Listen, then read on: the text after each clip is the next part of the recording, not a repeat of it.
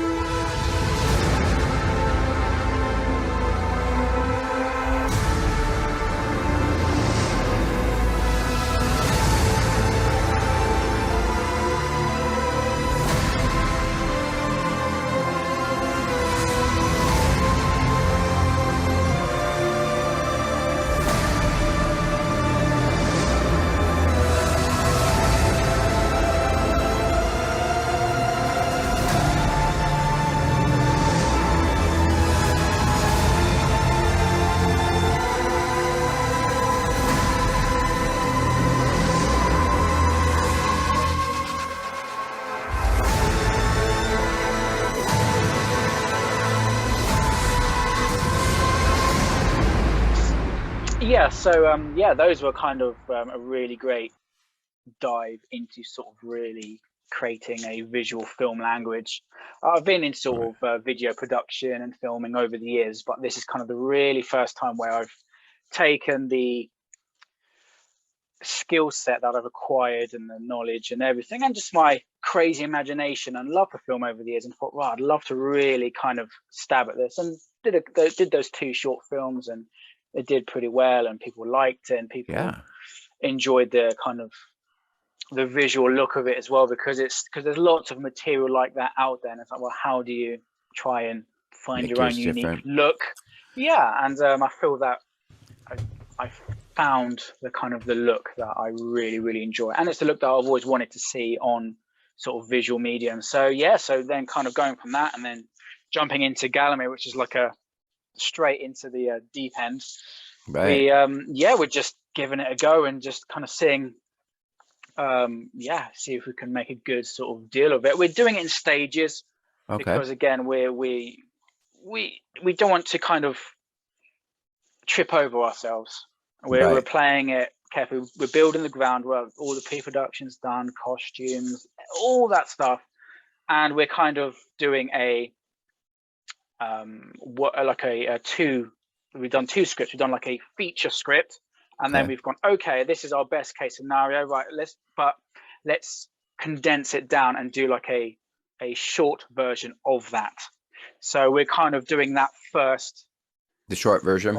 creating the short version Okay. first, and from there then it allows us to kind of do the crowdfund, get a little bit of kind of see how much we can raise. It's kind of testing the water to see what we can pull off, because as well as we still live in a very weird world and you Right. just don't know what's going to happen 3, 4, 5 months down the line. So I just think from a point of view of, if we jump straight in, something could happen. One of the actors might be off on another job, one might be ill, something might happen, another Right. variant. You just don't know these days.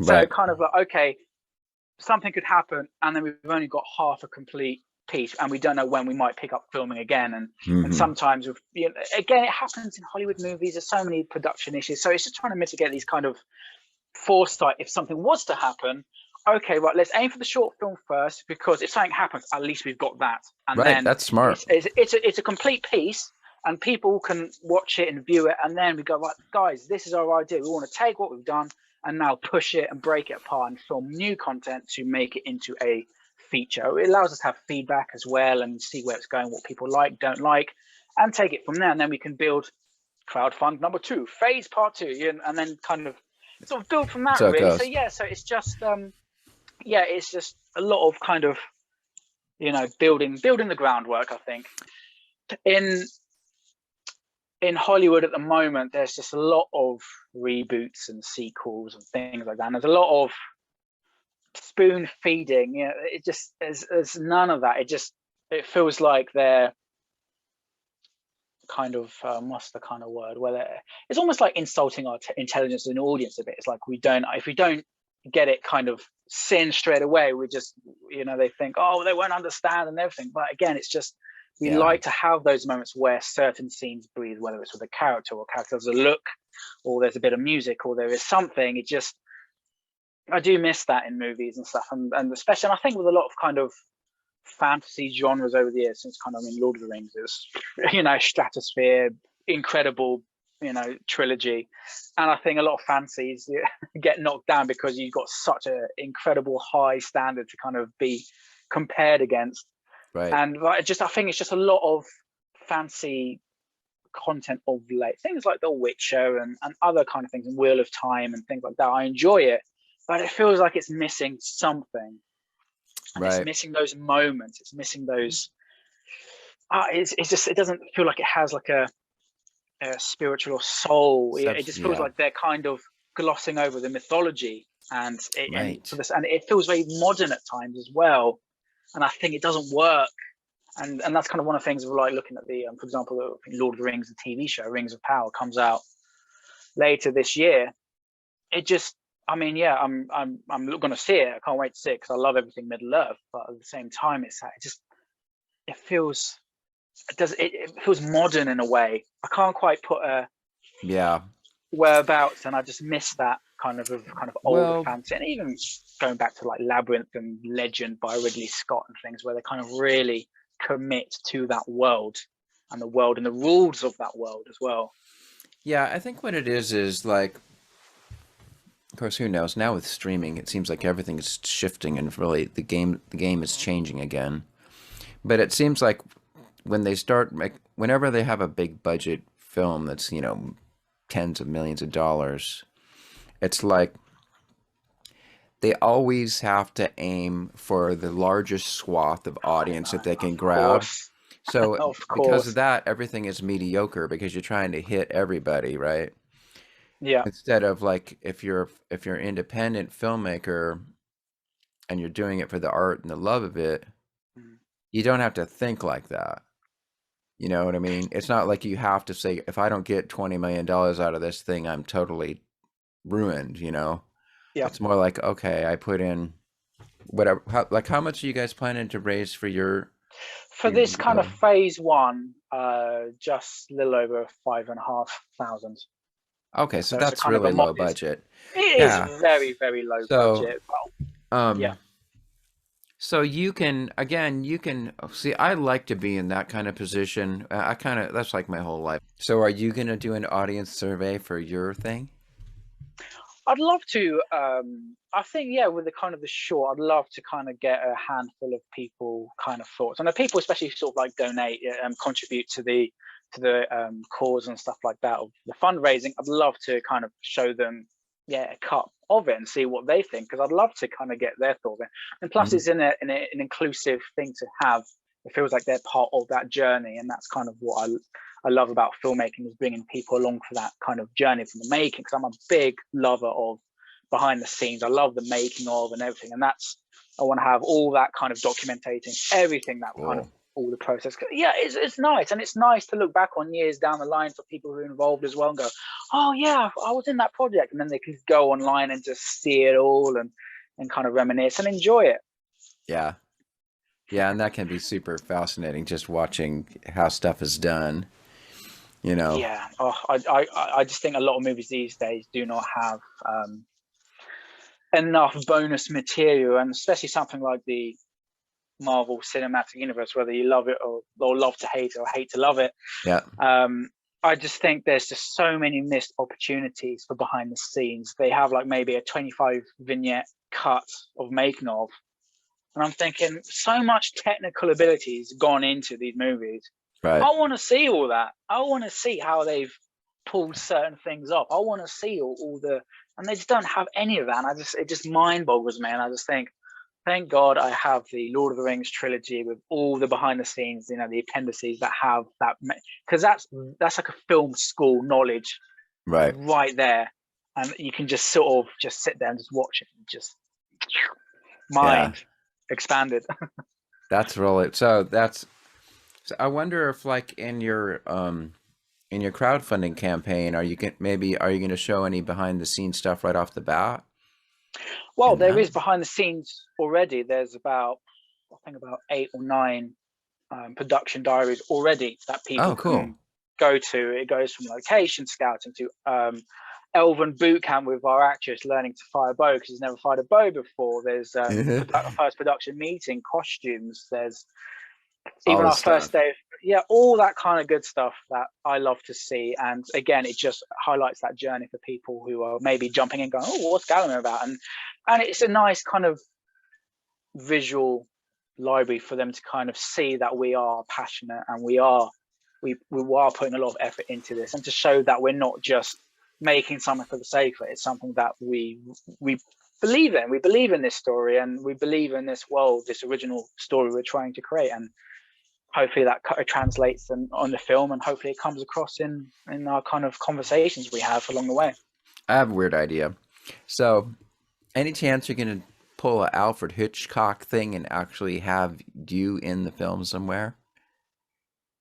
Have me in the film? Yeah, well, you know how Alfred Hitchcock would always have some scene where somehow he was in the film somehow.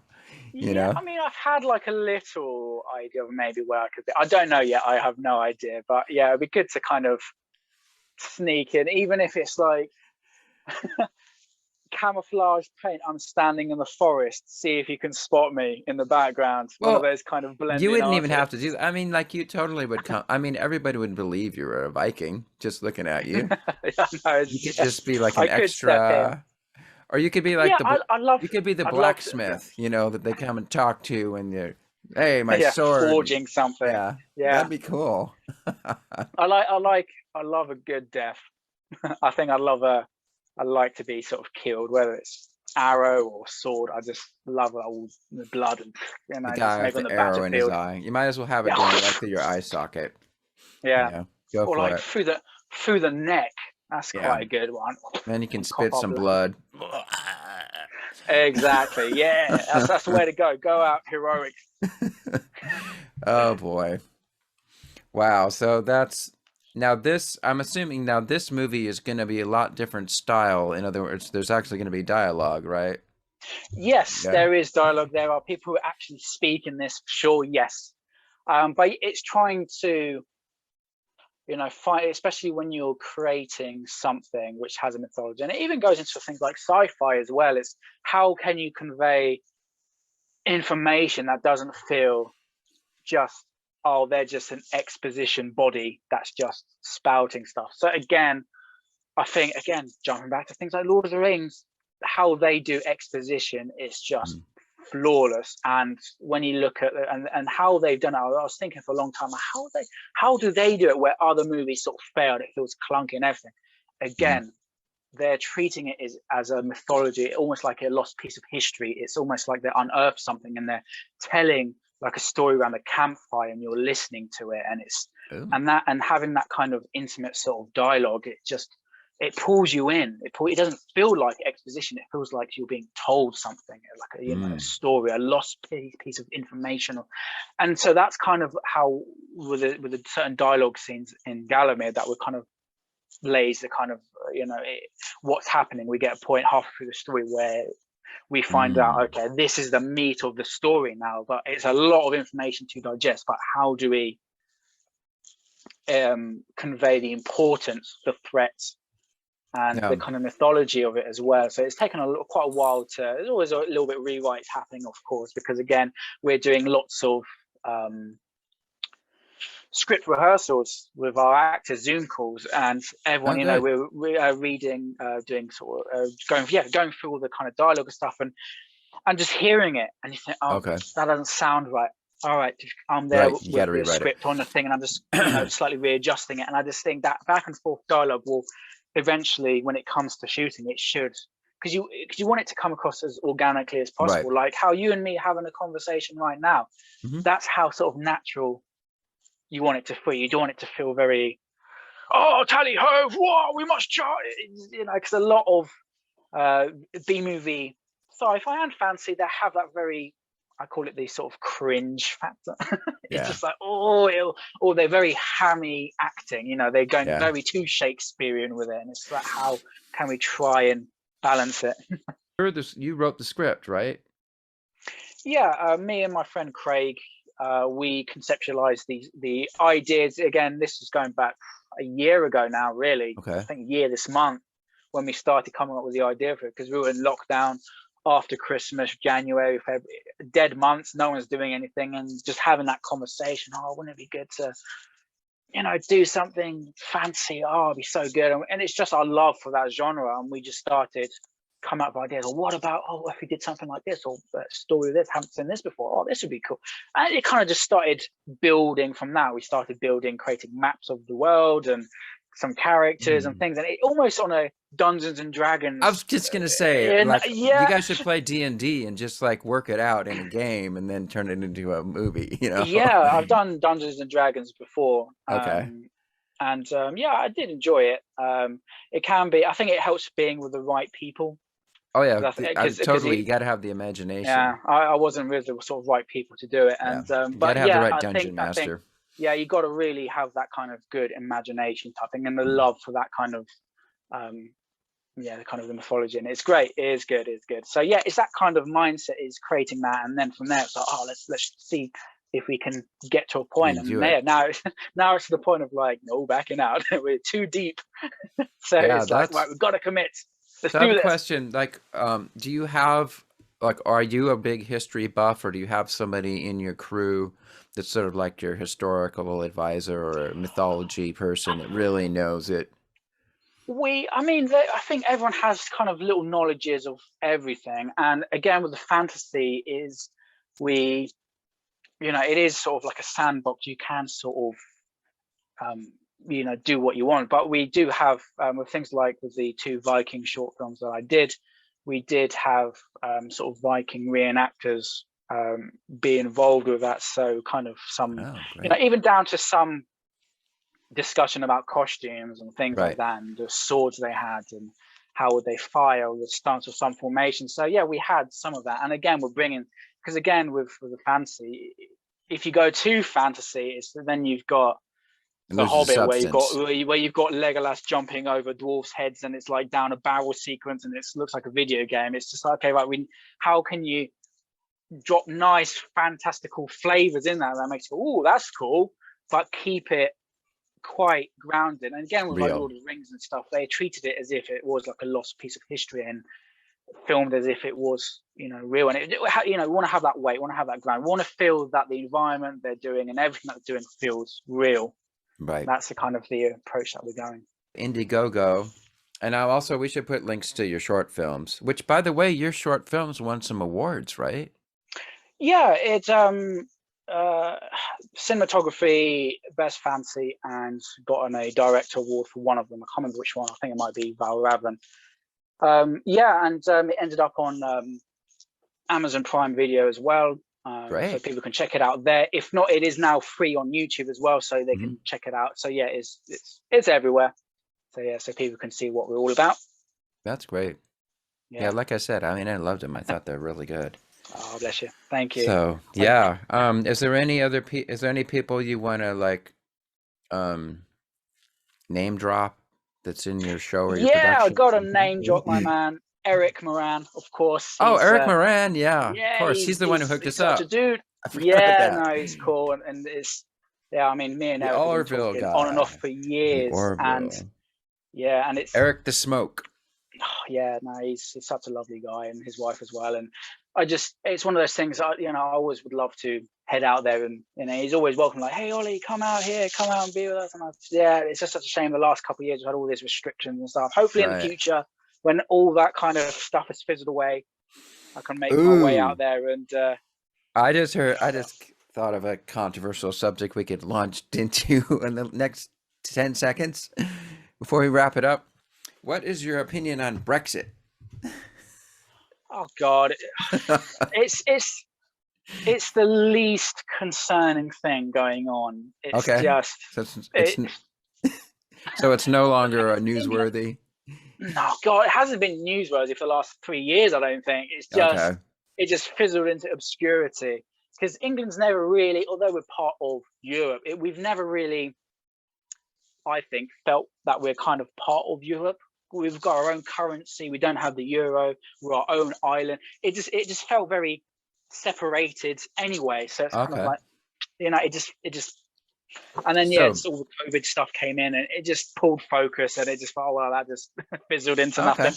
So it doesn't like it didn't throw a wrench into any of your relationships with any filmmaking things you might have done in Europe Mm, or any of that kind of stuff or no, no, not at all. I think you might have to like if I flew out to the US, which I have done before, you have to like pay like was it EST, ESTA, something like that, like a little kind of ESTA, I think they're called ESTA, which is like a little kind of you pay like a fee and it's like a permit, temporary visa thing just to kind of go say like I'm here for um, on holiday or something like that. I because you're think not part of the EU, so you don't get the EU blanket thing anymore. so. I think it Okay. would just get something like that. You just pay like a small fee, you get something which is maybe like $20 or something like that. It's not much, but yeah, that's kind of the only thing really. But again, Okay.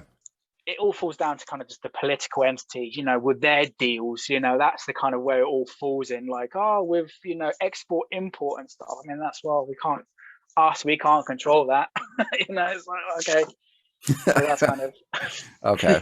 Good to know.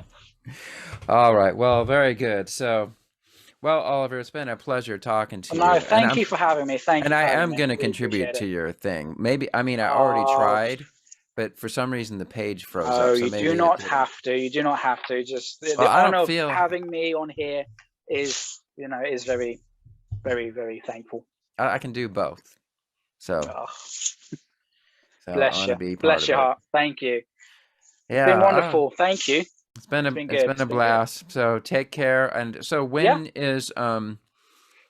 the is the So short yeah. version of the film going to come out, do you think? So the Indiegogo campaign's running for a month, so it Okay. finishes end of March, and I like to think by late summer, early winter. I like to think that we've got a good grasp on a short, hopefully. And that'll be like 20 minutes, or how long do you think that'll be? Yeah, I reckon it could be a bit between 25 to 35 minutes. Oh, okay. I reckon, and then we see from there. It could be Cool. longer. That's the thing. It could be longer. We might get a bit carried away and go, whoa, we've got 45 minutes, 50 minutes. We only need like another 20 minutes of edit stuff. And we've got a feature film right there. So that's kind of Yeah, doing a short. It just allows us to kind of observe and see where we are. And then we can make that decision. that's Yeah. exciting. Cool. Well, it's been a Wonderful. pleasure. I look forward Thank you to very it. much. Thank you. Thank you. God Thank you. bless you and everything that you do. It's just as you know, I'm already a super fan. Those two short films you did, I thought were excellent. Bless you. So I Thank you just very love them. much. Thank you.